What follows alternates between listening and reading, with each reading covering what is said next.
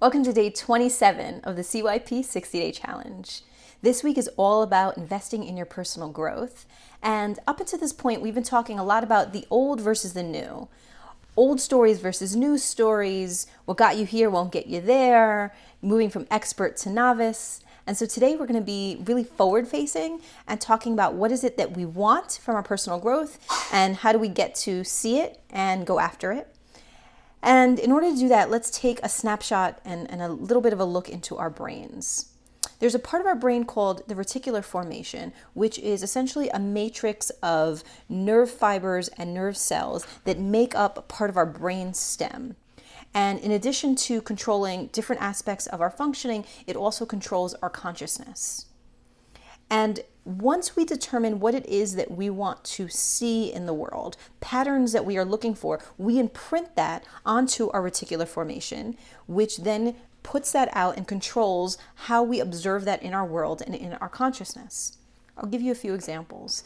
If you are a parent, you have embedded into your reticular formation that it is important for you to be able to hear your child, particularly if they're in distress, which is why if you're a parent, you can be sound asleep in the middle of a dream and you can hear the sound of your child's cry or call to you and it'll immediately wake you up because you have set essentially your dial to be able to find that thing in the world. And so when your child calls out to you in the middle of the night, you wake up and you can go attend to them.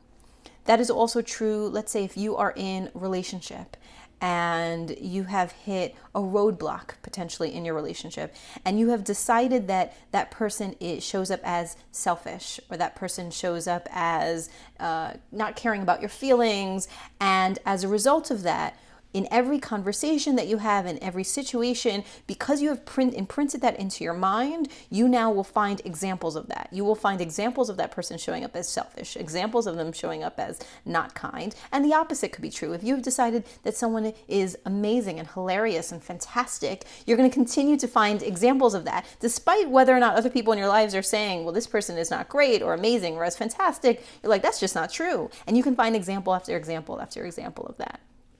There are more light examples. I can tell you at some point a few years ago, I got introduced to Tom's shoes. This is the shoe brand that for every pair of shoes that you purchase, they donate out another pair to communities in need.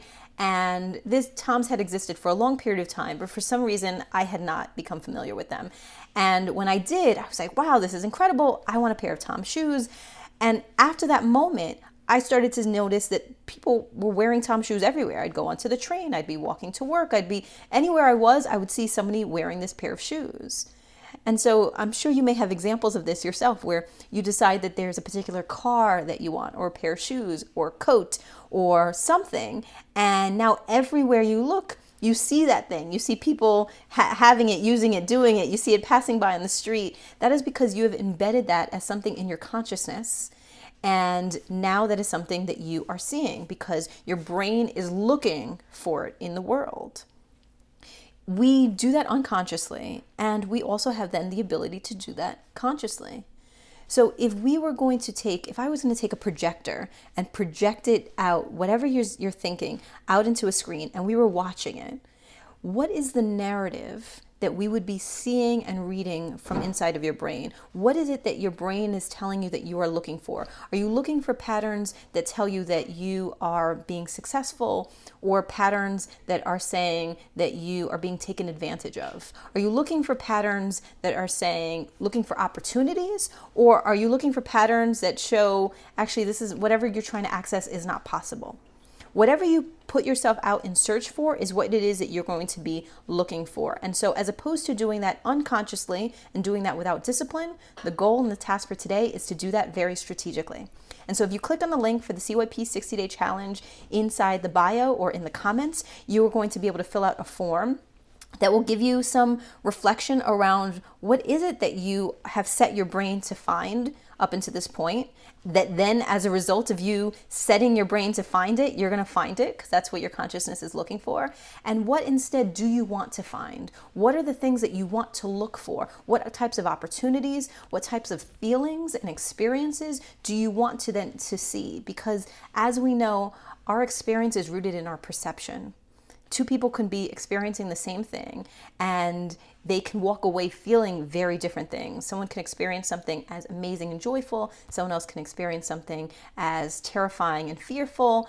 And it really is based on the perception and the mindset that we go into it.